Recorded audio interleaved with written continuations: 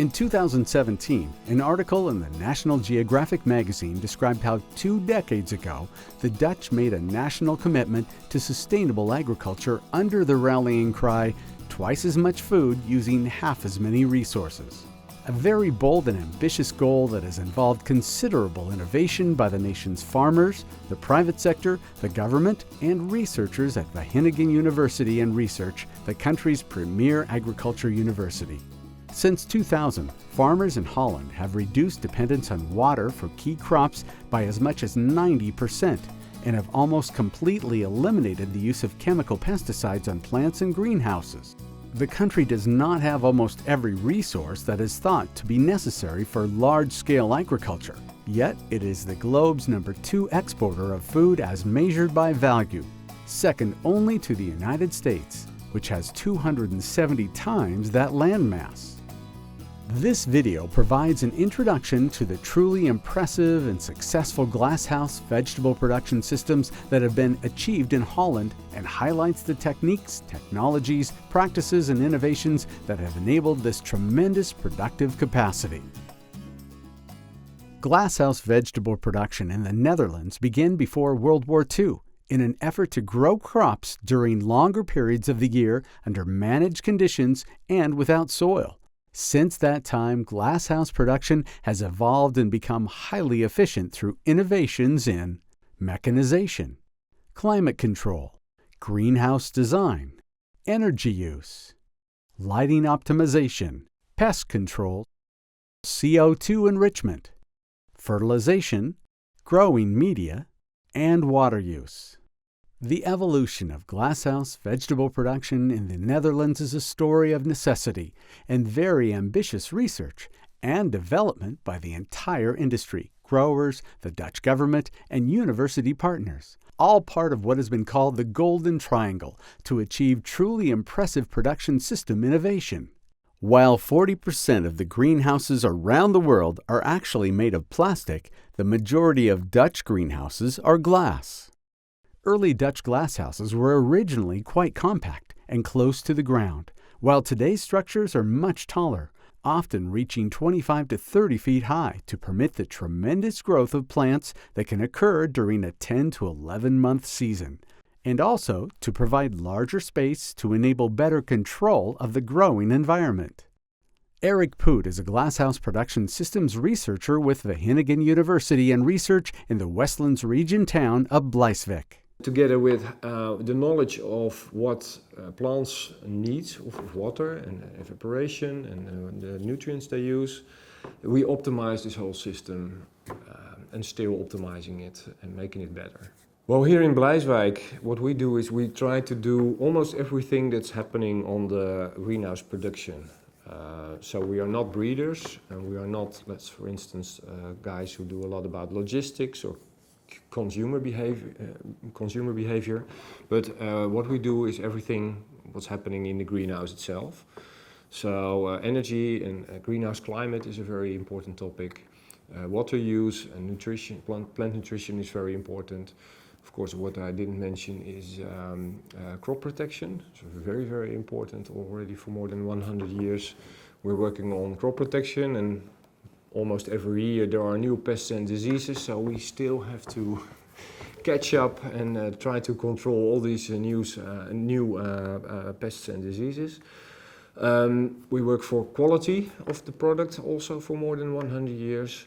And well, the last, let's say, 10, 20 years, we do more and more about robotics, sensor technology, camera vision technology, so more the high-tech part of the greenhouse industry. Why we are so good here in the Netherlands to grow in glasshouse, I think the mentality from the Dutch people. We are very, very, very, very small. From the north to the south is 300 kilometers, and from east to west is around 260 kilometers. And we live here with 17 million people. And we have here totally 9,600 hectares of glass. And all what we produce, 80% is for export. 80% is for export. Our biggest export market are Germany and England, UK. And yes, it is in the roots, in the body of the people from Holland. They like to become innovative. And it never stops. They go farther and farther. Every week or every month there is a new idea. Can we not do it like this, or can we not like do that? Yes, and people from other countries, they are better in other things, but we are good in agriculture, you know. And that is, it's in your heart. But why special the Netherlands, it's difficult to say. But we have the knowledge, and this is the mentality of here in this area, in the Westland. A lot of people, they said, you are crazy. They work from early in the morning till late in the evening. And I told you, you must be a grower 24 hours a day. Also when you sleep. You don't know what is happening in the greenhouse. And that's, I think, typical Dutch. But a lot of growers, they work 60, 70, 80 hours a week. And yeah, it's also good to sit on a terrace and to drink the wine or something like that. But we are, it's unbelievable what they do. Tomatoes are currently the top glasshouse-produced vegetable in the Netherlands, followed by peppers, cucumbers, and more recently strawberries that have proven to be a successful crop for winter production. Wageningin University Research, along with private sector partners, are also evaluating the potential for producing a wide range of new glasshouse crops, including raspberries, black pepper, lettuce, algae, and a whole variety of tropical plants. About 80% of the vegetables produced in Dutch glasshouses are exported, primarily to Germany and the United Kingdom, but also increasingly to Canada, the Middle East, and Africa. There are 5 primary glasshouse production regions in Holland, 2 in the north, 1 in the southeast by the German border, 1 in the far southwest near the border with Belgium, and the main one, which is known as the Westlands region, in the southwest between the cities of Rotterdam, Den Haag, and Delft. Wageningen University and Research, with vegetable growers and the vast technology supply industry, have pioneered a number of major innovative advances in glasshouse production, including the use of glass and polycarbonate plastic materials for optimal light interception, insulation, and energy use, the 100% reuse of irrigation water, the optimization of light quality, resulting in longer production periods, and the near-zero use of chemical pesticides. The introduction of rock wool, a building insulation material, is traced back to the 1970s, when a group of Dutch glasshouse growers on an excursion to Denmark happened to notice some insulation material that had been discarded. When the material got wet outside, it provided a seemingly ideal medium for seeds to germinate and plants to grow. Today, more than 80% of glasshouse production in Holland occurs in rock wool.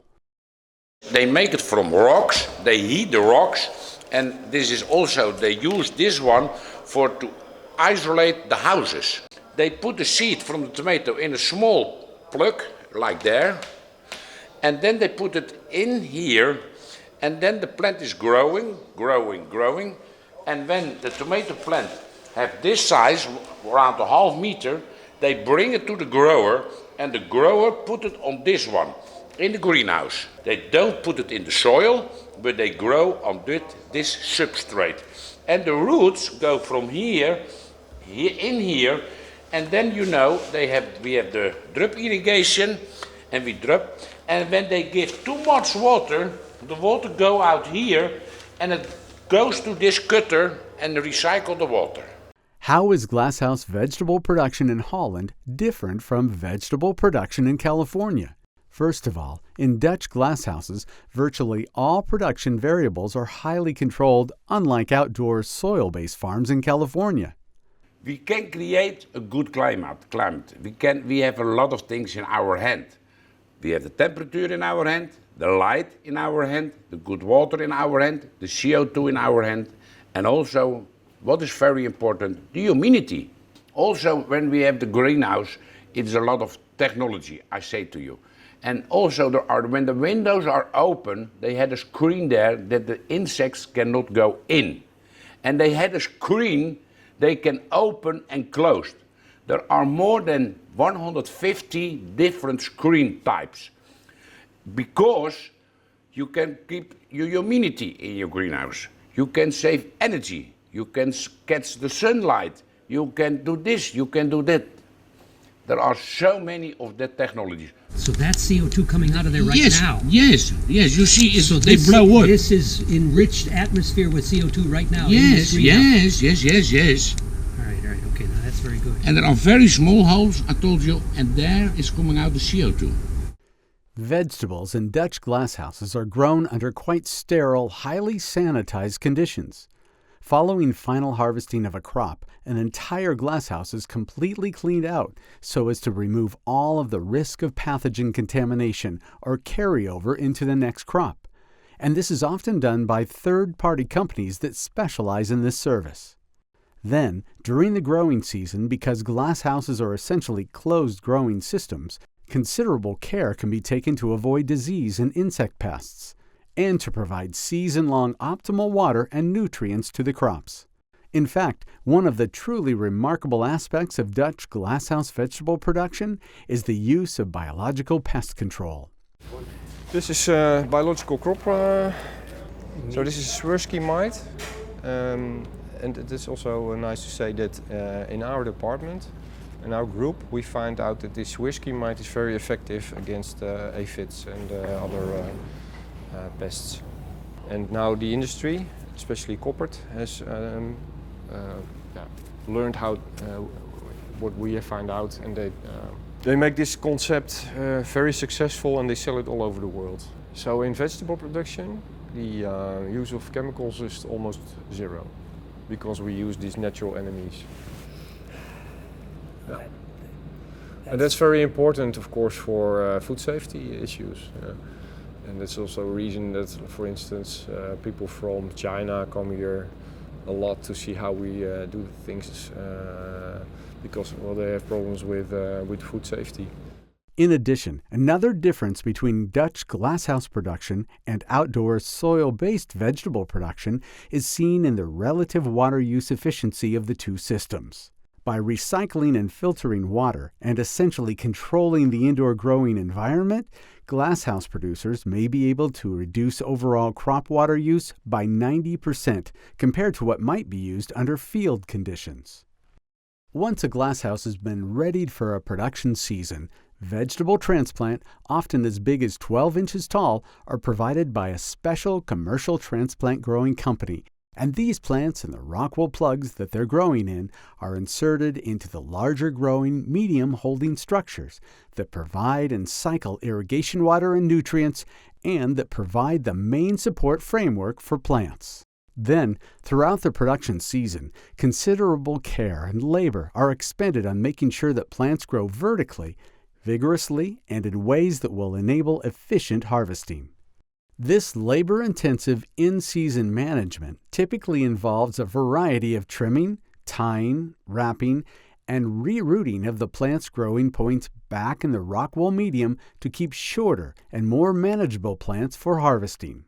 One aspect of Dutch glasshouse vegetable production that is truly impressive is the advanced and semi-automated harvesting techniques that are used. As seen here, plants are set out in lines that are carefully spaced so as to allow harvesters to go in between, using specialized lift machines that move up and down and along a row as vegetables are harvested throughout the season. In many of today's Dutch glasshouses, these harvest bins are equipped with electronic, auto-guidance steering instruments that are buried in the glasshouse floor to allow automatic transport directly to the packing shed. The entire production system is optimized. From the glasshouse harvest floor, bins are remotely transported to the sorting and packing shed, where the vegetables are moved automatically to sorting and packing lines, where they are then loaded into 10-kilogram boxes for same-day shipping. Arjan van Hoosle is an eggplant or aubergine producer in the Westlands. His production cycle typically begins in mid-December and goes through the following October. I am Arjan van Onselen, third generation of growers. We grow aubergines for more than 25 years. We do that in the Netherlands. It's called a place, het Westland. Half December we start planting a small plant. It's about this size. We don't grow them ourselves. We buy them with a plant grower. We put them on the rock wool. Then in 2 weeks' time, all the plants are connected with a rope. So we put ropes down. We made a nut down. Every plant has 3 ropes. Then we put in temperature and of course the sunlight for what it is. Then half of February, begin February, it starts. The first harvest starts. It's well, these parts are 85 meters. It starts with 2 or 3 boxes a time. We do that 2 times a week. Top productions is in May and June. Then in one path we harvest 30 to 35 boxes. Totally a day 35,000 kilos of aubergines every day. We keep harvesting 2 times a week. And after the longest day means the longest day of light. And after that's June 21. After that time, all the day becomes, the lights become, every day becomes a few minutes shorter. After that we harvest 2/3 a week, so not 2 times a week, but Monday, Tuesday, Wednesday complete harvest of the greenhouse, and then Thursday and Friday 2 more sections.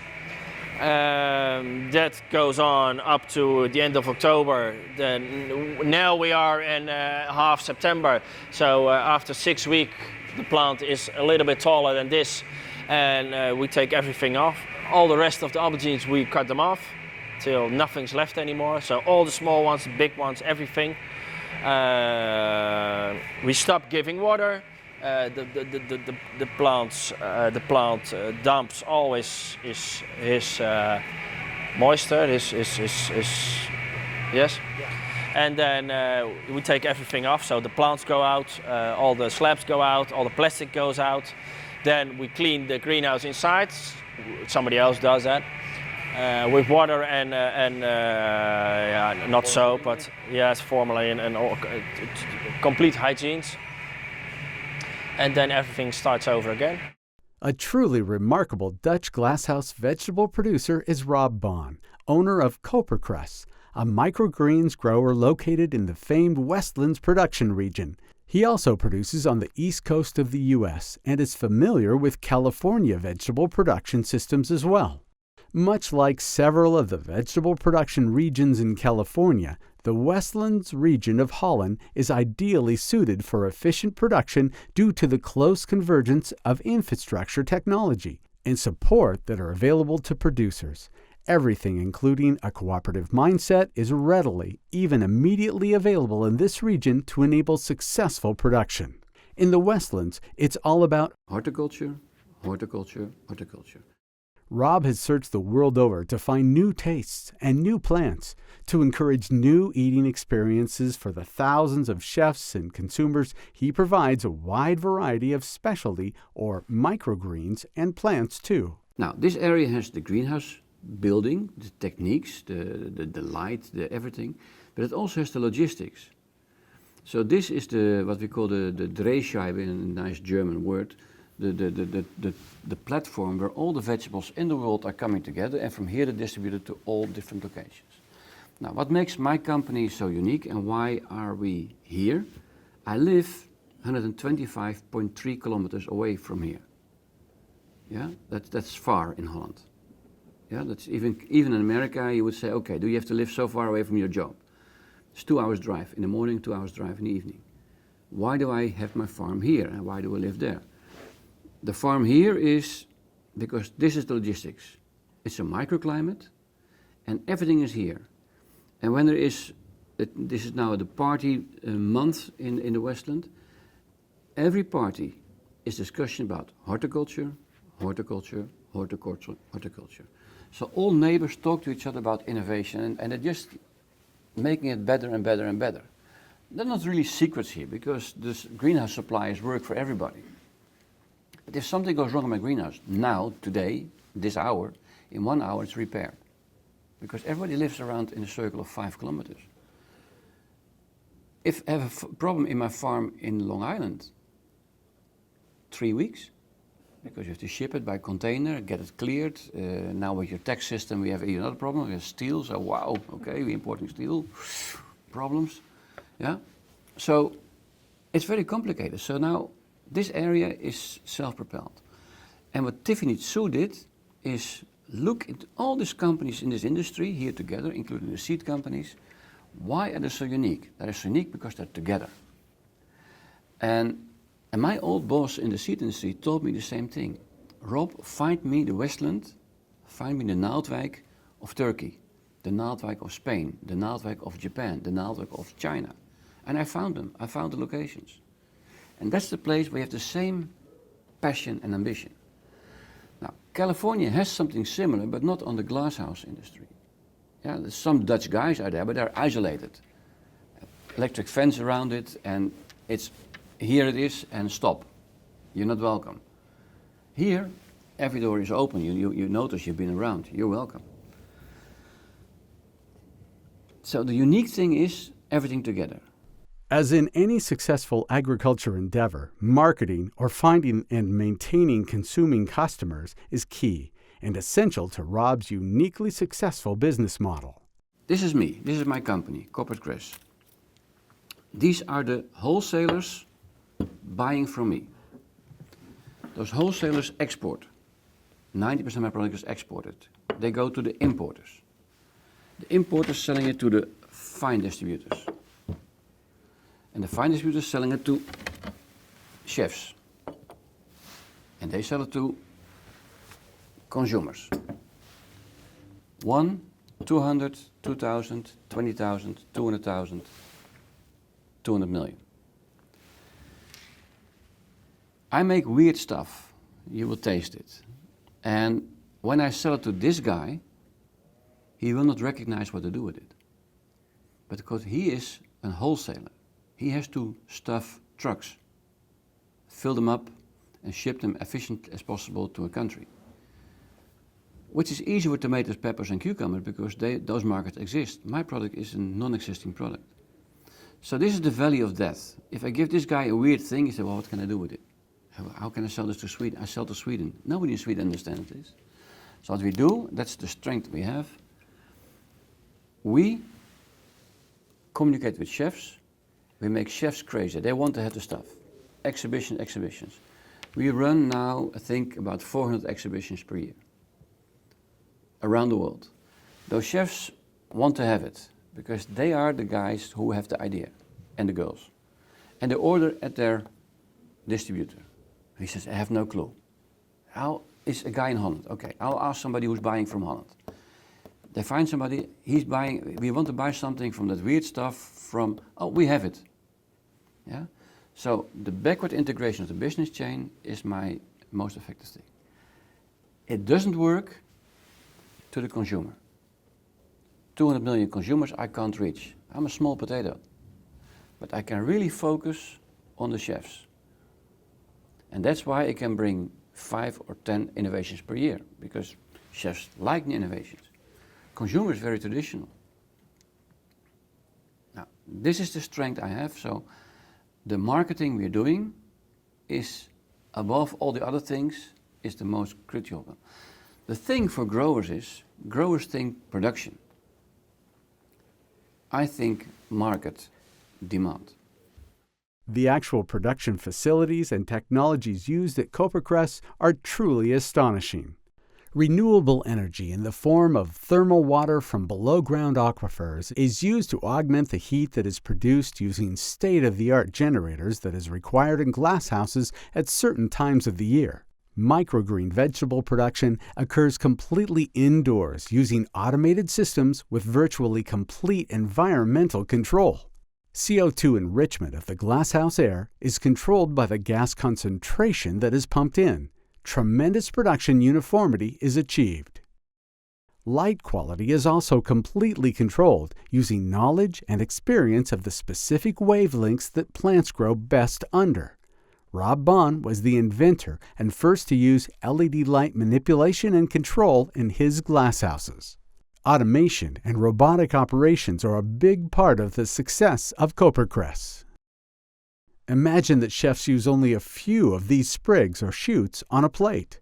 Employees at Koperkress also have the opportunity to eat the dazzling array of produce that is grown in the glasshouses at the employee restaurant. Part of Rob's business or marketing plan involves inviting chefs from around the world to come to Koperkress to learn about the various plants and tastes that he provides, and also to actually use these new eating options and foods and plates that they can create themselves in the state-of-the-art kitchen that he has.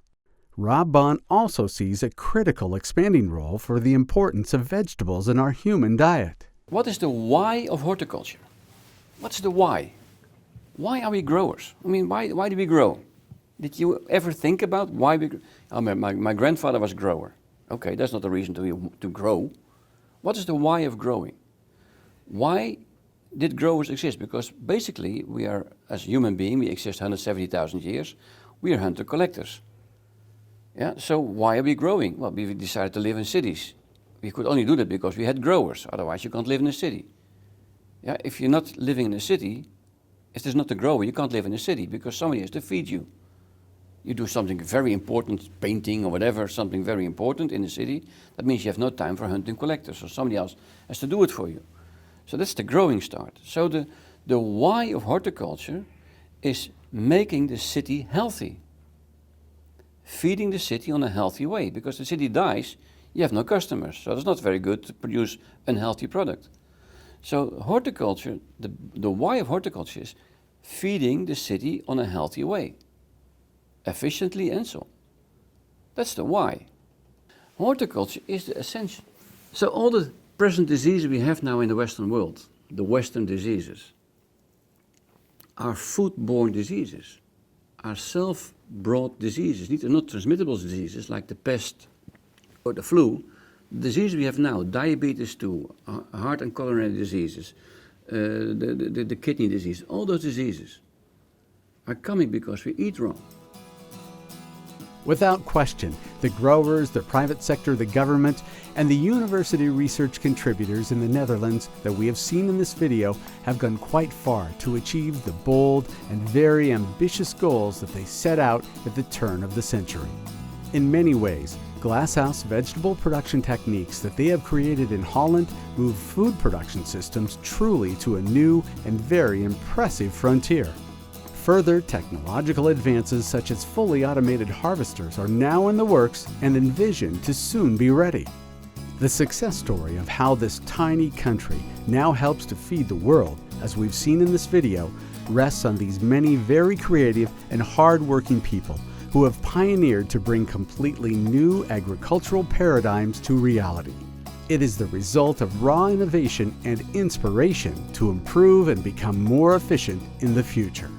While this video has focused on the history and development of glasshouse vegetable production systems in the Netherlands, similar endeavors are underway in many other regions of the world as well, including right nearby in South San Francisco.